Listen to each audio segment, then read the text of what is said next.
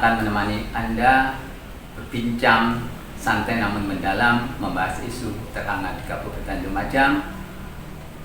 Pemirsa, 1 bulan ke depan kita tahu umat Islam akan merayakan Hari Raya Idul Adha atau dikenal dengan Hari Raya Kurban.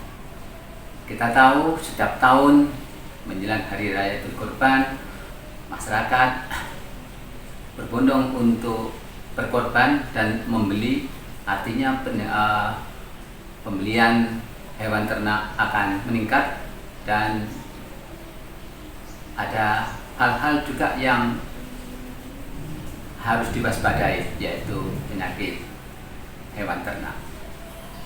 Telah hadir bersama saya Dr. Hewan Hendra sebagai perwakilan dari pemerintah bidang peternakan. Selamat sore, Anda. Selamat sore. Kita tahu bahwa setiap tahun menjelang Hari Raya Kurban, pembelian hewan ternak meningkat, dan yang perlu diwaspadai adalah penyakit hewan itu sendiri.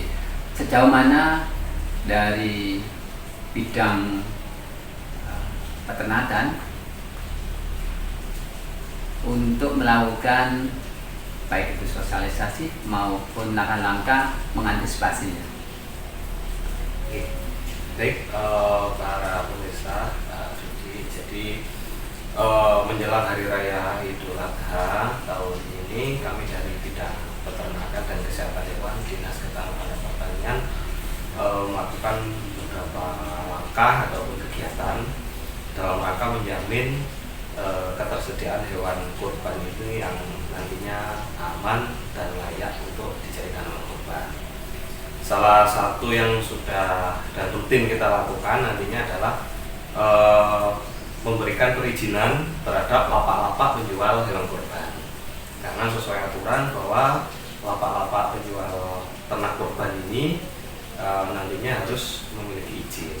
Artinya kalau sudah berizin, pemerintah bisa memantau di mana saja keberadaannya, berapa populasinya. Itu yang pertama. Kemudian yang kedua, nanti kita akan keliling ke lapak-lapak memeriksa kondisi ternak hewan kurban. Kita pastikan tidak ada penyakit yang membahayakan bagi ternak maupun penyakit yang bersifat zoonosis yang menular dari hewan ke manusia.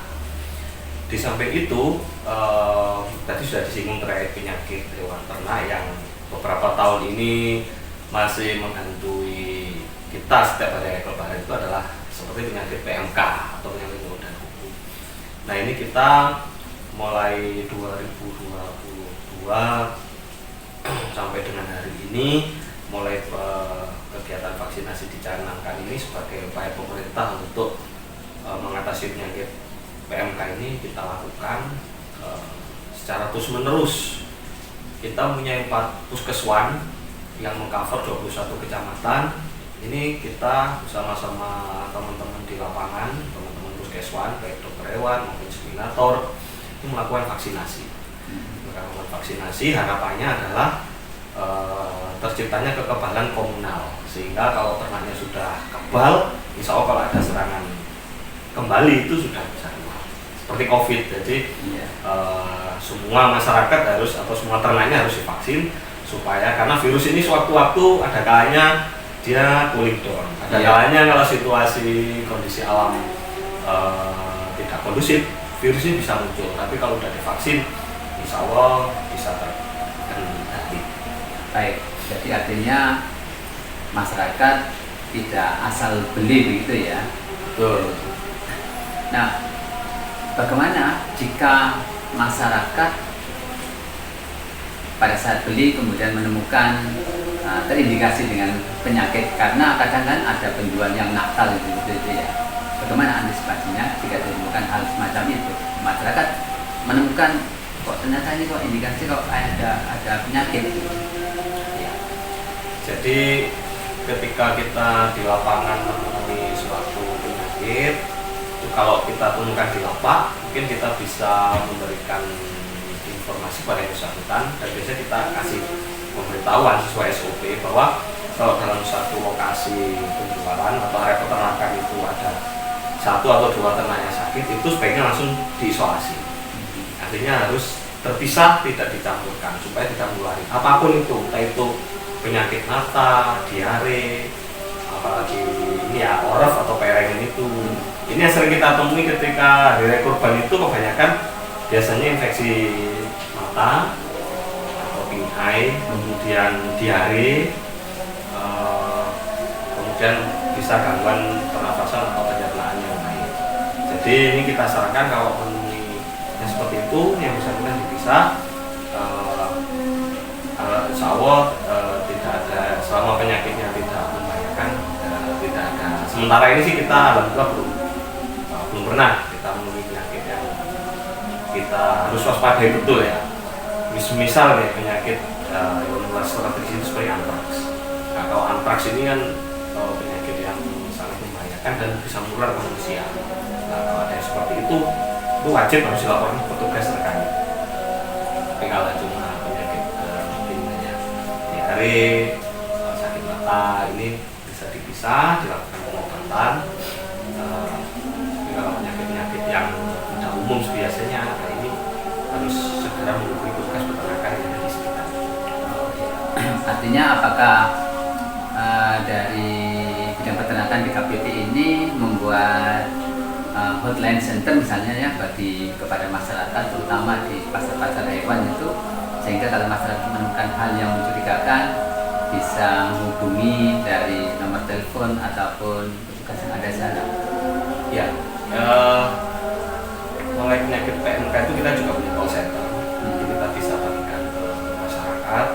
Kita juga punya 4 puskeswan, kita juga ada kontaknya per puskeswan itu, karena tidak semua kecamatan ada puskeswan. Jadi satu puskeswan itu bisa mengaku beberapa kecamatan, nanti bisa menghubungi ke puskeswan atau pusat kesehatan hewan terdekat.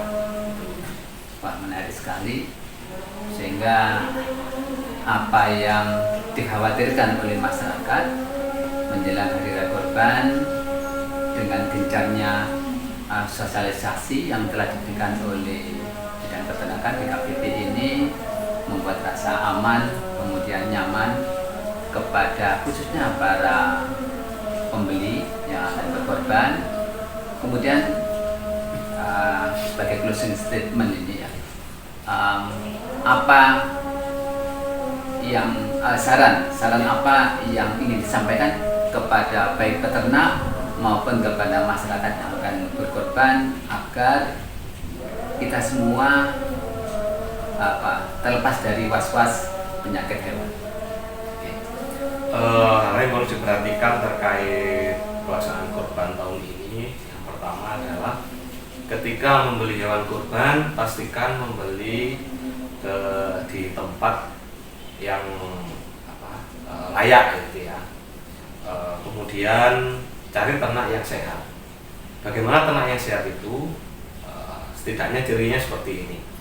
Dia berdirinya normal, berjalan normal, kemudian di lubang-lubang tubuh bersih, di duburnya juga bersih, tidak ada kotoran yang berarti, tidak diare, cara berdirinya juga normal.